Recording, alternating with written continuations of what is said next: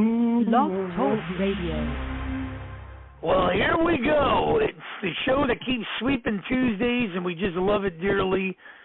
It's the American Sports History Podcast with a brother, a mentor, and a friend, Peter Ray in Cleveland, 2,500 miles to the west. I'm in producing this, Mark Mancini, 347-205-9631. If you happen to miss it, catch the archive version, blogtalkradio.com/Mancini Sports podcast platforms, wherever you subscribe to Podcast Powered Now by Mancini Media.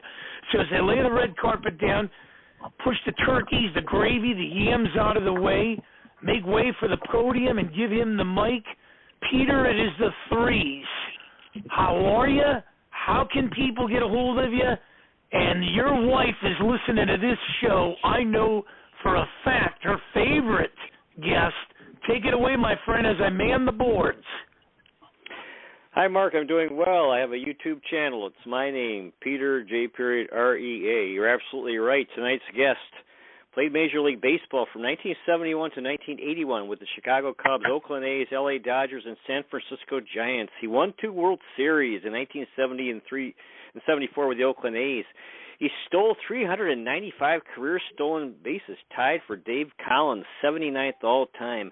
2-time American League stolen base leader in 1974 and 76. More than 1,000 hits, the first Oakland A's DH. Won a National League title in 78 with the Dodgers. 3 times led the American League in total chances per game. Twice in putouts, once in assists from the outfield on double plays. Welcome to the show. The starting center fielder and leadoff hitter for the coolest MLB team of all time, and my dear wife Alice's favorite podcast guest, Mr. Bill North. Hey, Alice. Peter, I did all of that? You did all of that, yes. Yeah, boy, little kid from Seattle, Washington. That's right. 811 13th Avenue. Yeah, you did good. Bill, you were... it's been 6 weeks since you've been on. You had COVID, and then we had technical difficulties. And I remember you said that you're going to be on Voice of America. Do you remember that interview? Yeah, I did. Yeah. It was a good interview, and I had a good time. Shoot, I finally hit the big time. That's an international thing. What did they ask you about? Well, it was mostly about my career and some of my philosophies and that kind of thing. It was wide ranging, I would say. I enjoyed your interview with Shooty Babbitt. Yeah, Shooty Babbitt. I remember a time back when he was playing for the A's.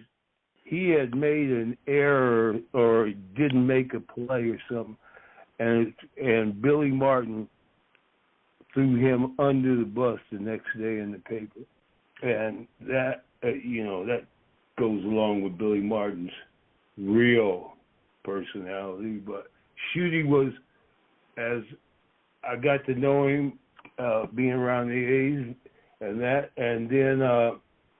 He was a scout for 25 years, and he knew baseball. He's very astute and eloquent, and has a lot of good. He was a great interview. Yeah, good guy. Yeah, I really enjoyed that. Looking forward to. Sounds like you guys are going to do it again. Really, good fella, and very tremendous baseball career. Yeah, he's like a little brother. Right. But I love him to death. He's a good man, a good, strong man. He was raised by a good, strong man, as I was. And it was wonderful to be able to have him express himself. Yeah, I loved him talking about his father, and then the two of you talking about your mutual friendships with Vida Blue and Dusty Baker. Yeah. Which was a gift to know both of them, and Shooty feels that way also, because Baker's still here, and Vida, they were along the same lines. They were strong men, and we're always, Baker and I have a friendship, but Vida and I have a friendship, That's been for 50 years too, and it's a thing that I miss Vida. I talked to Dusty this morning, so I don't miss him so much. I watched the baseball seasons, 1971. They interviewed, Vida Blue is in that if you want to look that up, if you haven't seen it. Yeah. Satchel Paige made the Hall of Fame. Reggie Jackson was interviewed, called the 71 A's the Big Green Machine and the Jolly Green Giant. Vida Blue was on the cover of Time magazine. And then after the Pirates won the World Series, the announcer called him Bobby, and Clemente spoke in Spanish, thanking his parents for everything they'd done. And it also mentions how called him Bobby, called Clemente Bobby. Called him Bobby. And his name was Roberto. Right. And it also mentions how the 73 A's were the last team to have 3 pitchers to win 20 games: Catfish Hunter, Ken Holtzman, and Vida Blue. Any comments on all that? Well, you know what? It was a joy to play behind all 3 of them. And the fact is, they get you in and out. Boy, hour 45, 2 hours max. You know, they all pitch fast and through strikes. So, you know, that was back in the day when you could have a hour and 45-minute game. You hook Ferguson Jenkins up with Bob Gibson, you're going to be out real quickly. Ain't a lot of hits in there, though. But, yeah, there were pitchers that pitched with a good rhythm. Catfish he'd get the ball. I'll tell you a story about Catfish. You know, sometimes when he had to make a crucial pitch, what he would do in his wind-up, he would knock his cap off his head to distract the batter. Isn't that heavy? That's how smart he was. And, hey, man, he put that was one of those comfortable 0 for 4s on you. Right. Yeah, you weren't embarrassed. You didn't. To the dugout. Well, you go back to the dugout every time and say, geez, I just missed him. You know, a pop-up or some ball you topped or something. I just missed him. Because it looked like it was right there, but he twisted it a little bit, turned it over a little bit, pulled on it a little bit, and you never saw the same pitch. You know, but what a great pitcher. You know. That's why you had guys like Pete Rose saying that he was as good as Rick Wise, Catfish Hunter. Yeah, right. Yeah. Check that number 27 in the Hall of Fame. I don't think Rick Wise was a good pitcher, but he wasn't in the Catfish Hunter territory. I don't mean to disagree with Pete, but I will. Yeah. Catfish Hunter, a joy to play behind. You know, all 3 of them were, boy. Because it kept you, when Vida pitched, I'd come to the ballpark knowing that I wasn't going to catch many fly balls. Because a right-hander would hit the ball in right field, a left-hander would hit the ball in left field because he had so much gas. Yeah. Okay, what a great era. I had a good time. That was a great era. I think the greatest ball players ever played a game. 54 to maybe 79. And those guys were just tremendous, smart players. Yeah. Yeah, I watched baseball seasons 1974.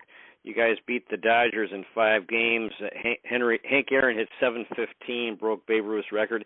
In the video, Dusty Baker was interviewed. Also, Vida Blue, Sal Bando, Raleigh Fingers, Phil Garner, Dick Williams, Reggie Jackson, Catfish Hunter.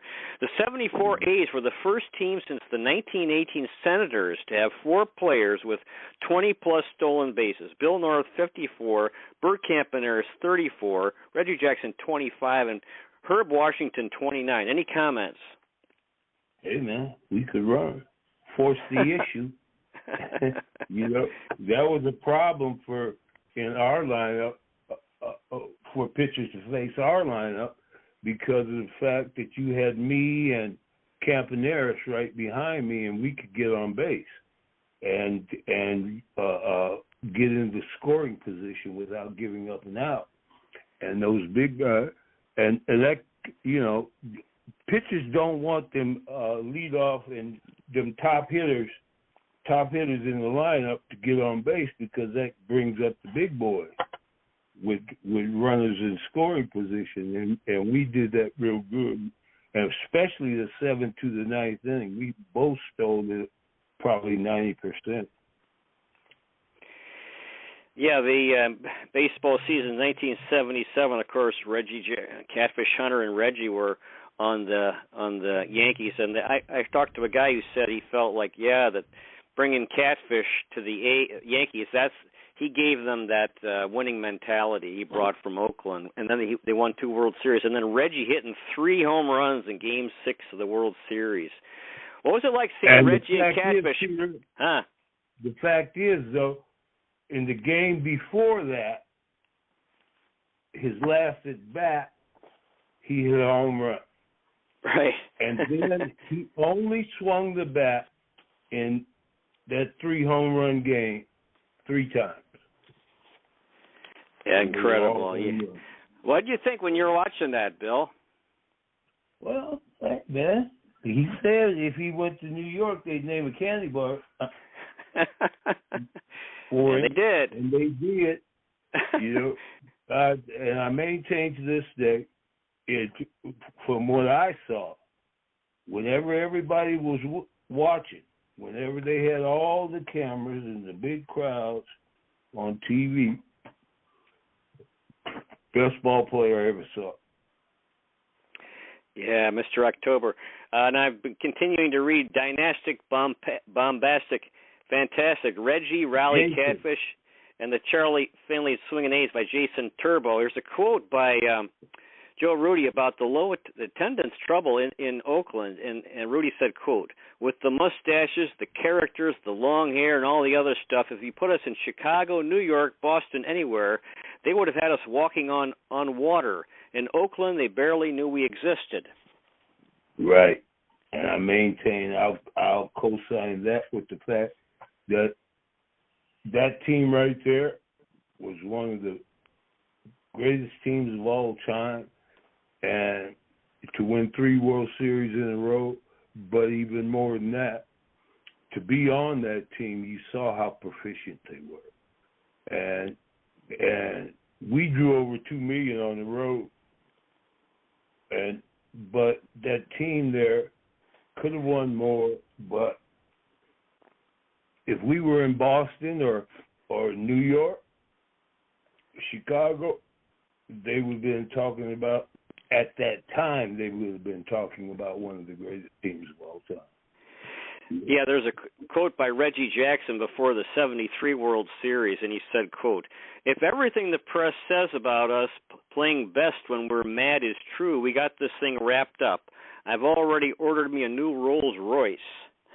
And he did. And it was a Corniche. It was red, like a tomato red, with a tan interior. He came by one day and picked me up when he first got it, and we went riding. And I got to ride in that Rolls Royce a number of times, but he asked me if I wanted to drive. And I said no, because it ain't my car, but it was okay. A big hit. Yeah. There's a quote here about, I think this is the 73 ALCS. Sal Bando, Catfish Hunter on the mound. Sal Bando visited the mound multiple times throughout Game 2 to work his magic on Catfish Hunter, reminding the right-hander about things like concentrating on the first pitch of an at-bat, not being afraid to waste a pitch, maintaining his arm slot, watching his mechanics, or just focusing. Gosh darn it, Catfish Hunter listened. I doubt it.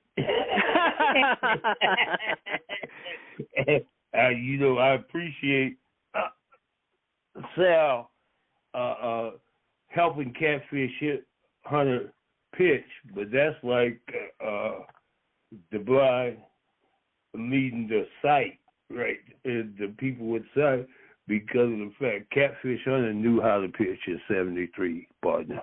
You can bet on that. But all those visits to the mound, did Hunter enjoy Bando coming over and talking to him? Well, Catfish was an easygoing person. And you know, but he was a tremendous competitor. But I don't remember that because I wasn't in that series. But I know sometimes maybe Sal did, but Catfish just wants to get the ball and throw it. So I don't think he really appreciated too many damn visits to the mound. It broke up his rhythm. Now, there's a quote here by Jim Bank, the Oakland's traveling secretary, and he talked about Sal. Look at that. He talked about Sal Bando. He said, take Sal Bando away, and that team was nothing. If there was one guy who made a difference, there's no doubt in my mind that it was Sal Bando. And Reggie Jackson said that, quote, we all knew that Sal was the leader. We did. Yeah, we did. But we still been a good team. But Sal was, he was truly the leader of that team, and he was a great captain, and he controlled a lot of things, but that team had such a, you know, especially the starters, they had an elan about them and temperament that we controlled games, you know, and we always knew we were going to win. And Sal was a glue. He certainly was. I don't know what the team would have been without him, but I'm glad we had him. It certainly didn't. He was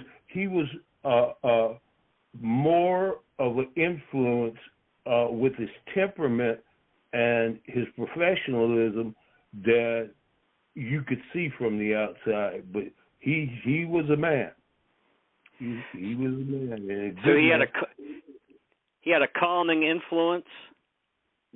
And he was actually he was a liaison between a lot of players and the owner. Right. You know, because he talked to Finley, and Finley would listen to him.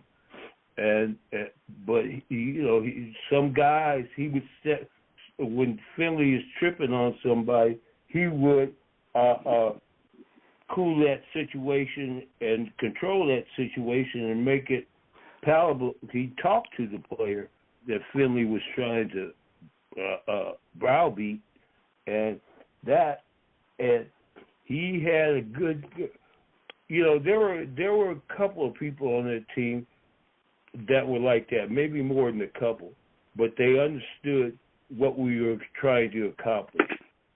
And Sal was an example of how, because he always played the game correctly and went about the game in a proficient sort of way. And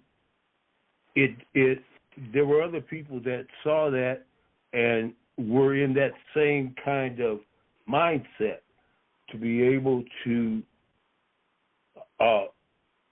visualize and internalize the game and realize what the fundamental concept and making the fundamental play. You know, there were some great plays, but the routine play is what we made all the time, and there was no going away from that. And Dick Williams was the man. He's the one. He and Sal Bando understood each other, and we respected Dick because all he wanted you to do was play the game correctly. And those players that played especially the first 9. Those players that play knew their jobs and they stayed within their parameters. Nobody tried to do too much, and it was when you look at the game of baseball, this team was the most fundamentally proficient team I could imagine. And if you could bring another team and show me that they were more fundamentally sound than the Oakland A's, I'd like to see it. Now, continuing this book by Jason Turbo, he's talking about Ken Holtzman, who came up with the Cubs in 1966 and got in the game against Sandy Koufax. Holtzman was Jewish, Koufax was Jewish, and according to the book, Holtzman's mother was a big fan of Sandy Koufax, and it says she wouldn't let her son into the house without him getting Sandy Koufax's autograph. So, and Holtzman said, she doesn't care what I do, just as long as she's up to date on him. And then after the season, Sandy Koufax retired, and Ken Holtzman said, I am now the best left-handed Jewish pitcher in the world. Yeah. And I fortunately, and what a gift was, I got to meet and know Sandy, and he would, when I was with the Dodgers and that, and what a classy man, and just a tremendous person, and I just enjoyed meeting him, and he was as classy as he was talented, or more. In the ALCS in 73 against Baltimore, Ken Holtzman went into the 11th inning, and Dick Williams came out to the mound, and Holtzman said, if you pull me out, I'll kill you. I don't give a damn if this game goes 45 innings. I'm not leaving. Then he set Baltimore down in order. Hey, man. You know what? Hey, Kenny Holtzman was a power pitcher when he first came up. But he'd throw you about 9, when he was with Oakland, he'd throw you about 9 different speeds of fastball. But you know, he had lost some of his velocity, but what he lost he could make up by changing speeds. You know, he was one of those that would throw you maybe 89 mile an hour fastball on the first pitch, throw you a 92 mile an hour fastball on the second pitch, and throw you a 94 mile an hour fastball on the third pitch. And he could take you up like that, and he could reverse that. And he knew what he was doing, and Holtzman, and he'd go out there every time, and you know, give me the ball, catch it, throw the ball back, and here comes the next pitch. You know, they all did that. They got the ball, never walked around the mound, and would get the ball and they throw it, and keep in rhythm. And that also, when you do that right there, it makes the fielding better, because the fielders, it was like, I saw Catfish Hunter throw 27 straight strikes in a ball game, and you never even knew it. 27 straight strikes. Yeah, that's control. Yeah, there were some foul balls in there and that, but we were playing Texas, and they were 5 or 6 games behind, and they were building it up as it was Texas, and they were building it up as a crucial series, and we went down there and we swept up. Catfish started first that game. They threw 27 straight strikes. It was like being in a ballet. You know, everybody was flowing together, and we were out of there in an hour 45 or something like that. But it was, when you look back at it, all 3 of them gave you a rhythm, and that keeps your fielders on their toes, and they make plays. You know, pitchers that stand around and take a long time to pitch, you let your fielders' minds wander. And these guys said, we're playing a game, let's go out here, do what we do, and get the hell out of here. You know, and now you got me talking about the Oakland A's. What a great experience I had with them. They were really, really a good team. 1973 ALCS. Game 4 would be a rematch of Game 1, Jim Palmer versus Vida Blue. As reporters milled about the post-game clubhouse after the A's won Game 3, somebody asked Vida Blue if he would be, quote-unquote, revenging himself for his opening loss. Revenging myself, asked the pitcher. You mean redeeming myself. Hanging curveballs were tolerable. Bad grammar was not. Get him, Blue Boy. I like that. Yeah. Hey. But he was pitching against a hell of a pitcher, too. JP, he can pitch. So you guys won the next game after the game. Let's see. I think you guys lost. Raleigh Fingers said, we had them by the 5-game series? Yeah. I think, there was best out of 5. You know, toughest thing I ever had to do in my career was play against Baltimore because they were just like us. Yeah, okay, so it went to Game 5. After losing Game 4, Raleigh Fingers said, we had them by the nostrils and we let them get away from us.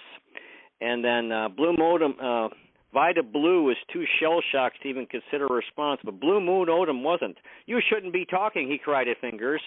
If you don't give up that home run, we don't lose. Then the mercurial Georgian, Jiber of Jibes, fighter of fights, stepped toward the closer. Raleigh Fingers responded in kind. Watching the would-be combatants approach each other from across the room, Dick Williams gave a frantic nod to Reggie Jackson, who stepped between them, managing to talk down a fight that seemed all but certain. Later, Reggie went so far as to label the confrontation a positive for the team. Heck, he said afterwards, we'll probably score 25 runs tomorrow. You know us. Hey, come on, man. You know, that stuff about us fighting and being mad and all that was overrated. Every team I ever was on had fights. You got 25 different personalities, and you're with each other. You're like brothers, and you know my brothers used to beat me up all the time. But that every team in baseball has fights because of the personalities. You know, like I said, they said everybody's a star, and leave your Letterman's jacket at home. You know, but we were world champions, and people were watching us. And that fight that you're talking about between Raleigh Fingers and Blue Moon Odom manifested itself in 1974 when we got to L.A. and we went to the ballpark, and there was the A's. They said the A's are going to win the World Series because they're fighting. Because Fingers and Blue Moon Odom got in the fight before that, and you know, hey, you can't. There are things that happen, and you know, some people aren't in the mood to take stuff. Sometimes that's why I always maintain that there are certain parameters that I didn't want anybody to do to me, and I wouldn't do to somebody else. You never talk about the family. You never talk about my things. I don't want to mention them because they're little. Don't go in my locker, okay? But the other two are things I'll keep to myself. I was watching Game 1 of the 72 World Series. George Hendrick was playing center for the A's. And I was 12 years old watching that game. You were 26. You'd been playing with the Cubs. You were in the majors. And little did either of us know that the next year, George Hendrick would be playing center field for Cleveland, my team, and you'd be playing center field for the Oakland A's on the 73 A's. Yeah. Hey, you never know. But like my brother, you know, you have that first trade, it breaks your heart. They don't want me anymore. And my brother told me one of the sanest things I ever heard. He said, instead of looking at where you've been, look at where you're going. I was going to the World Champions. We got a comment from Joey from Bucks County, Pennsylvania, said that Willie Hernandez died. I didn't know that. God bless Willie Hernandez. Yeah. The time has flown by. We're out of time, Bill. We're out of time already, Peter? Yeah, it's a half an hour. It flies quick. We always have fun. Do you have any final words for our audience tonight, Mr. Bill North? I love you guys. Have a happy Thanksgiving. Remember the North Legacy Project, and take care of yourselves. Don't talk politics over the meal. Right. Good advice. Next week we're going to have Mickey Callaway, who was a pro baseball pitcher from 1999 to 2009 with Tampa Bay Devil Rays, Anaheim Angels, Texas Rangers. He played in South Korea and Taiwan, won a title in Taiwan in 2009, won a World Series with the Angels in 2002, was pitching coach for Cleveland in 2016 when they pushed the Cubs to Game 7 of the World Series. And in 2 weeks we'll have the coolest center fielder and leadoff hitter for the coolest MLB team of all time, and my dear wife Alice's favorite podcast guest, because he has a good heart and he's a good man with a good sense of humor, Mr. Bill North. Yeah, I love you, Alice. Thanks so much, Bill. What a gift having you on tonight. Again, what a gift. Tremendous gift. Thank you so much. God Peter, bless you, Bill. Have a happy Thanksgiving. Oh, thanks, Bill. Eat everything in sight. Okay. God bless you, Bill. God Thanks bless you. so much. Dear listener, may the road rise to meet you. May the wind be at your back. May the sun shine warm upon your face and rains fall soft upon your fields. And until we meet again, may God hold you in the palm of his hand. Good night, everybody. Thanks a million again so much. Mr. Bill North. Thank you. Thank you, Bill.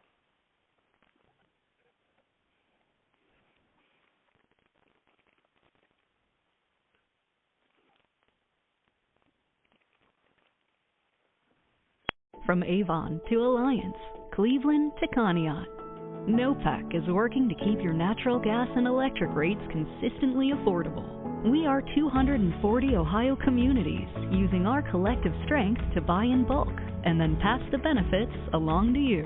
For more than 2 decades, we've worked together to help you keep more of the money you earn. Just imagine what we can do together in the decades ahead. To learn more, visit nopec.org. Wars are fought by adults, but they destroy childhoods. At Save the Children, we focus on what matters. Children in the U.S. and around the world are facing unspeakable hardships from war, poverty, and the climate crisis. This giving season, your gift will be matched 5 times to help more at-risk children. That means a gift of $5 will become $25. A gift of $10 will become $50. Donate now at SaveTheChildren.org.